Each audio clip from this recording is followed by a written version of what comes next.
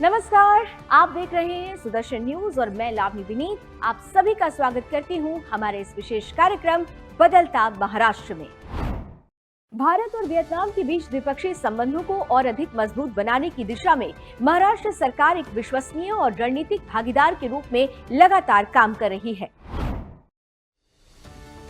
मुख्यमंत्री देवेंद्र फडणवीस ने कहा कि महाराष्ट्र भारत और वियतनाम के बीच सांस्कृतिक, आर्थिक और रणनीतिक साझेदारी को और मजबूत करने के लिए पूरी तरह प्रतिबद्ध है। उन्होंने प्रधानमंत्री नरेंद्र मोदी और वियतनाम के राष्ट्रपति को एनहांस्ड कॉम्प्रिहेंसिव स्ट्रैटेजिक पार्टनरशिप को नई ऊंचाई देने के लिए बधाई भी दी।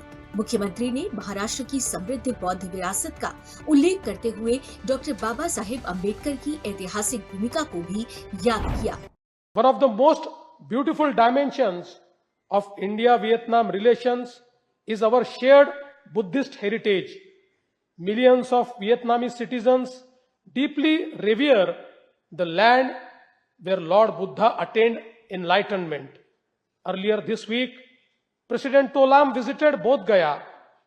I would also like to invite Vietnamese pilgrims and tourists to Maharashtra, home to the UNESCO World Heritage Sites of Ajanta and Ellora, among the world's greatest Buddhist cave complexes. Maharashtra को $1 trillion economy बनाने की दिशा में मुख्यमंत्री देवेंद्र फडणवीस ने बड़ा vision पेश किया है। नासिक में आयोजित कुंभ उद्योग संगम एवं नासिक जिला निवेश शिखर परिषद 2026 में मुख्यमंत्री ने साफ कहा कि अब धार्मिक नगरी नासिक विकास और उद्योग का नया ग्रोथ इंजन बनने जा रहा है। नासिक जिले में पिछले 3 वर्षों में जिले में 31,945 करोड़ रुपए का निवेश हुआ है, जिससे 66,000 रोजगार के अवसर तैयार हुए हैं। मुख्यमंत्री देवेंद्र फडणवीस ने कहा कि राज्य सरकार की उद्योग स्नेही नीतियां और मैत्री जैसी सिंगल विंडो योजना निवेशकों को तेजी से आकर्षित कर रही है। बड़े उद्योग समूहों ने पिछले 2 वर्षों में नासिक में 57,000 करोड़ रुपए का निवेश किया, जबकि दावोस से भी 12,000 करोड़ रुपए के निवेश प्रस्ताव आए हैं।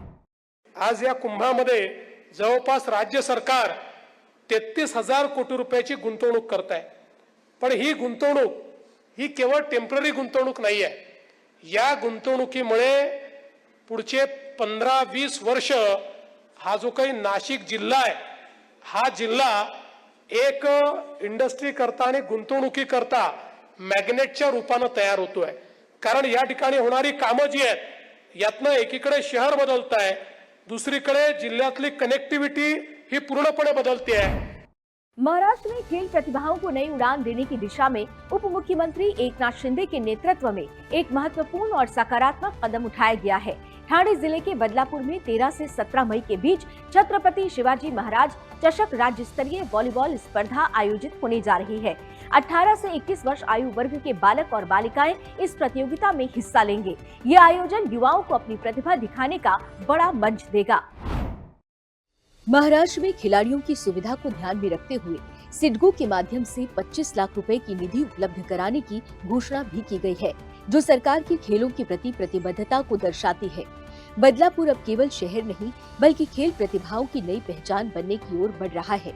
छत्रपति शिवाजी महाराज चषक इस खेल क्रांति का प्रतीक बनता जा रहा है।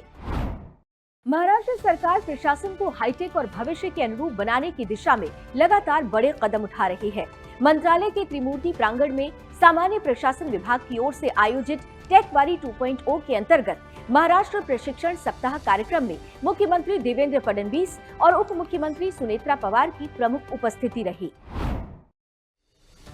उप मुख्यमंत्री सुनेत्रा पवार ने कहा कि टेकवारी 2.0 केवल तकनीकी ज्ञान देने वाला कार्यक्रम नहीं, बल्कि आत्मविकास, कार्यक्षमता और आधुनिक सोच विकसित करने का एक सशक्त माध्यम है। उप मुख्यमंत्री ने वारी की परंपरा का उदाहरण देते हुए कहा कि जिस प्रकार पंढरपुर की वारी श्रद्धा, अनुशासन और एकता का प्रतीक है, उसी तरह टेकवारी प्रशासन की तकनीक की ओर बढ़ती प्रेरणादायी यात्रा है।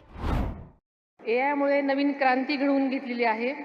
येत्या 5 ते 10 वर्षांमध्ये संघटना, संस्था व त्यातील अधिकारी, कर्मचारी याच्यातील कार्यप्रणाली व संबंधामध्ये क्रांतिकारी बदल होणार आहेत, हे ओळखूनच भारताचे माननीय पंतप्रधान आदरणीय नरेंद्रजी मोदी साहेब यांनी मिशन कर्मयोगीमध्ये सर्व अधिकारी कर्मचारी यांना तंत्रज्ञानाशी सुसंगत असे प्रशिक्षण सुरू केले.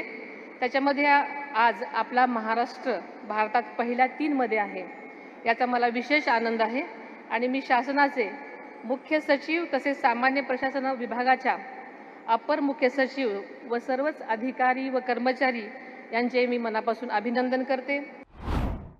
हमारे आज के इस विशेष कार्यक्रम बदलता महाराष्ट्र में बस इतना ही. देश विदेश के अन्य समाचारों के लिए आप देखते रहिए सुदर्शन न्यूज और लावनी विनीत को दीजिए अनुमति. जय महाराष्ट्र, जय हिंद.